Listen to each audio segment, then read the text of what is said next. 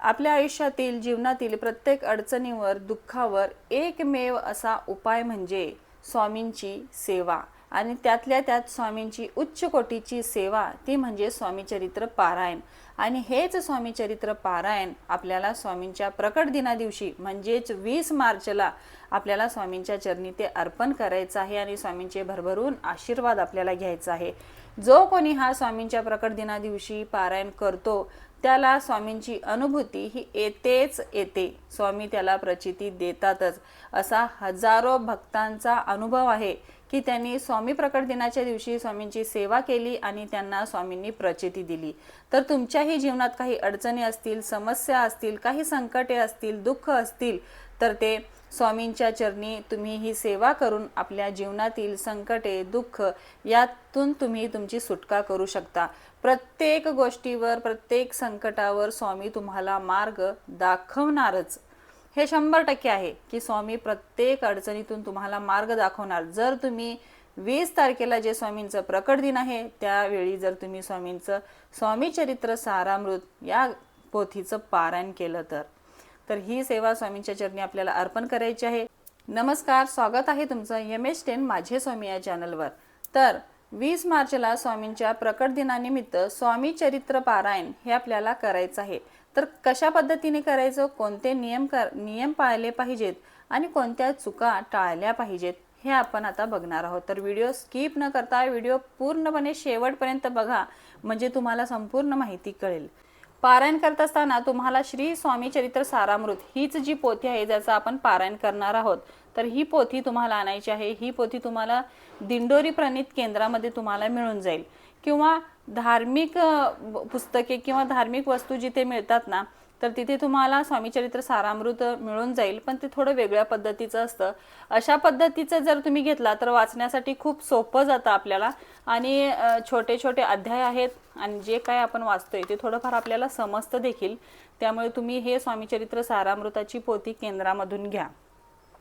याची किंमत 40 रुपये काय तर आहे, 42 रुपये आहे। तर केंद्रामधून तुम्ही हे खरेदी करू शकता। पारायण करत असताना सर्वात पहिल्यांदा आपल्याला संकल्प घ्यायचा आहे 21 दिवसाचा, कारण की हे पारायण आपण 21 दिवस करणार आहोत। 28 फेब्रुवारीला आपल्याला पारायणासाठी बसायचं आहे। आपलं पारायण स्वामीचा प्रकट दिन आहे 20 मार्चला, तेव्हा समाप्त होणार आहे। तर हा पूर्ण काळ आपला 21 दिवसाचा जाणार आहे। 21 दिवस पारायण आपल्याला करायचं आहे। तर 21 दिवसाचा संकल्प घ्या। पारायण कशा पद्धतीने मांडणी करायची, कसं वाचायचं, तर मांडणी करण्याची काही गरज नाही।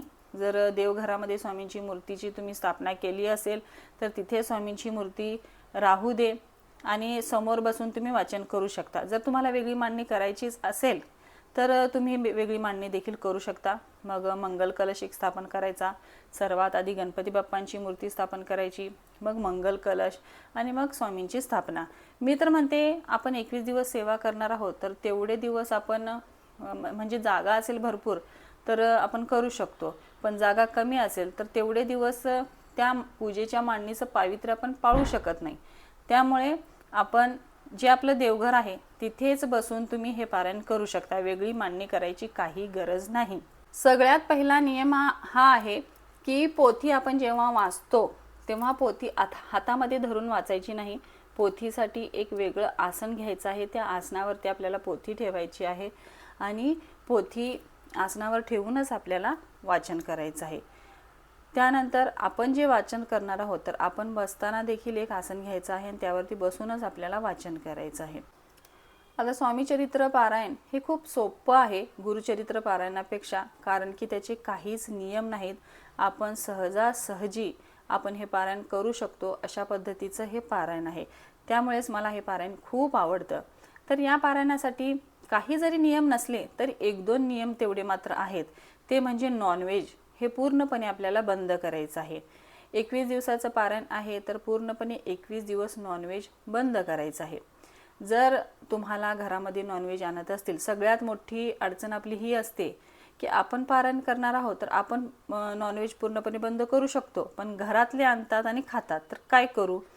तर त्यांना तुम्ही सांगू शकता की असं असं मी पारायण करणार आहे, तरी पण ते ऐकत नसतील तर त्यांचं त्यांना करून खाऊ दे, तुम्ही पारायण करा, तुम्ही खाऊ नका। शेवटी स्वामींची इच्छा, स्वामी सगळं काही बघत आहेत। आपल्या सेवेच्या पाठीमागे जी आपली तळमळ आहे, जो भाव आहे, तोच स्वामींना आवडतो. तर तुमच्या मनात खूप इच्छा असेल आणि या गोष्टी जर तुम्ही थांबत असाल तर अजिबात थांबू नका. घरातले खात असतील तर त्यांना आणू दे, फक्त तुम्ही खाऊ नका. स्वामींची 21 दिवस मनसोक्त अशी स्वामींची सेवा करा. तर ही खूप मोठी अडचण असते बऱ्याच महिलांची की नॉनव्हेज असतं घरात, मग कसं करू. काहीच अडचण येत, काहीच तुम्हाला या गोष्टीसाठी बंधन नाहीत. तुम्ही निवांतपणे न भीता, मनामध्ये न संशय आणता तुम्ही ही सेवा करा. त्यानंतर दुसरी अडचण असते ब्रह्मचर्य पालन. तर या स्वामीचरित्र पारायणामध्ये ब्रह्मचर्य पालन केलं नाही तरी चालतं. जर तुम्हाला काटेकोरपणे पाळून जर पारायण करायचं आहे तर अतिउत्तम. जर ब्रह्मचर्य पालन होत नसेल तर काहीच अडचण नाही, ते देखील पारायण करू शकतात. वाचन करत असताना पोथी खाली ठेवून वाचन करायचं आहे. अखंड दिवा तेवत राहिला पाहिजे. सर्वात आधी संकल्प घ्यायचा आहे. वाचन करत असताना आसन घेऊन आसनावरती बसून आपल्याला वाचन करायचं आहे. 1 ते 21 अध्याय पूर्णपणे वाचायचे आहेत. आता ज्यांनी कोणी पहिल्यांदा वाचनासाठी बसणार आहेत तर त्यांना तेवढं माहिती नसतं, तर पहिल्यापासून सुरुवात करायची आहे आपल्याला आणि हे पूर्ण 21 पर्यंत आपल्याला वाचायचं आहे. 21 अध्याय जेव्हा येणार तेव्हा आपलं एक पारायण पूर्ण होणार. हे झालं 21वा अध्याय. हा अध्याय जेव्हा येणार तेव्हा आपले अध्याय म्हणजे एक पारायण आपलं पूर्ण होणार. तर याची पण वाचण्याची एक पद्धत आहे. जर तुम्हाला सकाळी वाचण्यासाठी तेवढा वेळ नसेल, आता हे वाचण्यासाठी आपला पाऊण तास किंवा जास्तीत जास्त 1 तास तरी आपल्याला लागतो. तर हे जर वाचण्यासाठी एवढा वेळ तुमच्याकडे नसेल तर सकाळी तुम्ही थोडे अध्याय वाचू शकता, परत संध्याकाळी थोडे अध्याय तुम्ही वाचू शकता. अशा प्रकारे टप्प्याटप्प्याने जर या ग्रंथाचं वाचन तुम्ही केलं तरी देखील काही हरकत नाही. फक्त 12 ते 1:30च्या दरम्यान तुम्हाला वाचन थांबवायचं आहे. या वेळेत आपण वाचन करायचं नाही. मग नामस्मरण वगैरे तुम्ही करू शकता. 1 ते 21 अध्याय एका दिवसात आपले पूर्ण झाले पाहिजे. मग ते सकाळी तुम्ही किती निवडणार आहात वाचण्यासाठी, संध्याकाळी किती निवडणार आहात वाचण्यासाठी, हे तुमच्यावर. मग त्याची वेळ जी आपण सकाळी वेळ ठेवलेली आहे ना, हे पारायणामध्ये खूप महत्त्वाचं असतं. जे की पारायणाची वेळ आहे ती वेळ खूप महत्त्वाची आहे.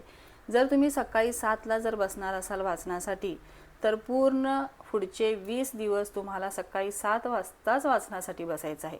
संध्याकाळी जर तुम्ही 6चा वेळ ठरवला असेल तर पुढचे 20 दिवस सकाळी 6 वाजता तुम्हाला वाचनासाठी बसायचं आहे. अशा पद्धतीने वाचनाचा हा एक नियम आपल्याला पाळायचा आहे आणि तो आपल्याकडून पाळलाच गेला पाहिजे. या पारायणामध्ये वेळ ही खूप महत्त्वाची आहे. असं सांगितलं जातं की ज्या वेळेत आपण वाचनासाठी बसतो पारायणाला, दुसऱ्या दिवशी त्या वेळेत स्वामी आपली वाट पाहत असतात. त्यामुळे वेळ चुकवायची नाही. वाचन कशा पद्धतीने करायचं, जेव्हा आपण वाचत असतो तेव्हा पूर्णपणे आपलं सगळं लक्ष स्वामींवरती असलं पाहिजे. आपण जे काही वाचतोय त्यावरती आपलं पूर्णपणे लक्ष असलं पाहिजे. वाचन करतोय, कोणाचा तरी फोन आला, आपण उचलून बोलतोय. घरामध्ये कोणीतरी आलं, त्यांच्याशी आपण गप्पा मारतोय.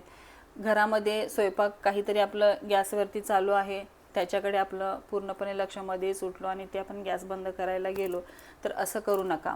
वाचन करत असताना पूर्णपणे लक्ष आपलं वाचनावरच असलं पाहिजे. वाचन करत असताना मध्येच उठू नका, कुणाशी बोलू नका. मनामध्ये हा भाव ठेवायचा की हे चरित्र आपण स्वामींना ऐकवतोय आणि त्यातून आपण काही ना काहीतरी बोध घेतोय आणि ते स्वामी ऐकतायत. आपल्या समोर स्वामी बसले आहेत आणि ते ऐकतायत. हा मनामध्ये भाव ठेवा आणि ते वाचन करा.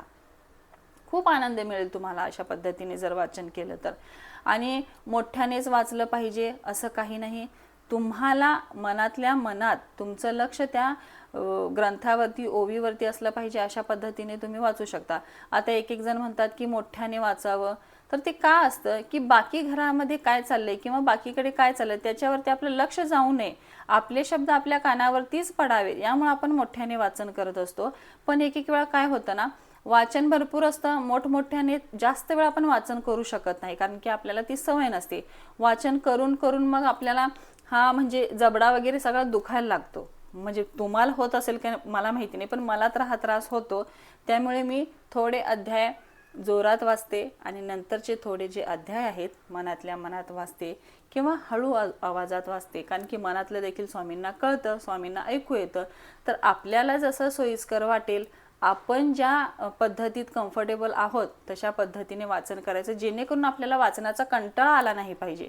अशा पद्धतीने आपलं वाचन सुरू ठेवायचं. तुम्हाला बाहेरगावी जावं लागलं असेल किंवा माहेरी जाणार असाल, काही कामानिमित्त बाहेर जावं लागणार असेल, तर तुम्ही पोथी तिथे घेऊन वाचन करू शकता. खूपच तुम्हाला अडचण असेल, जावंच लागणार असेल, तर पोथी घेऊन तुम्ही तिथे वाचन करू शकता. पण जास्तीत जास्त हा प्रयत्न करा की आपल्या घरातच आपलं पारायण झालं पाहिजे. खूप अडचण आली असेल तर तुम्ही पोथी घेऊन तिथे वाचन करू शकता. स्वामी चरित्र पारायणासाठी काहीच मोठे अवघड असे नियम नाहीत, पण या पारायणाचे एवढे अफाट अनुभव आपल्याला मिळतात, एवढे छान छान प्रचिती स्वामी आपल्याला या पारायणामध्ये देत असतात की परत कधी तुम्हाला हे पारायण कधी करू असं होईल. परत तुम्ही कधी असा विचार करणार नाही की आपण पारायण आता करायचं. तुम्हाला परत ती एक आवड निर्माण होईल पारायण करण्यासाठी. तुम्ही उत्सुक व्हाल पुढच्या वेळी की मला स्वामी चरित्र पारायण करायचं आहे, कारण की या पारायणामध्ये स्वामी भरपूर प्रचिती देत असतात आणि त्या प्रचिती आपण अनुभवून, त्या प्रचिती बघून आपल्याला एवढं आपण स्वामींच्या जवळ जातो की परत आपल्याला स्वामींचे चरण सोडावे असं कधीच आपल्या मनात येणार नाही की आपण दुसऱ्या कुठल्या देवतांची सेवा करावी, असं सुद्धा तुमच्या मनात कधी येणार नाही.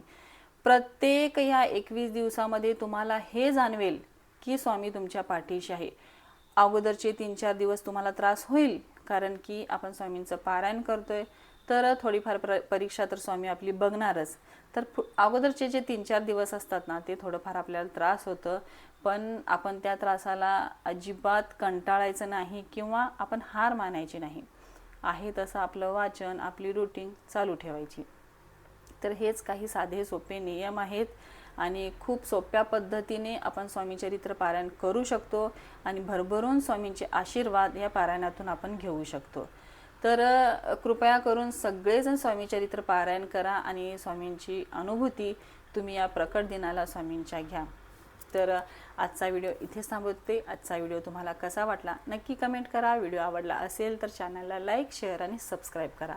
पुन्हा भेटूया नवीन एका व्हिडिओमध्ये. तोपर्यंत सर्वांना श्री स्वामी समर्थ.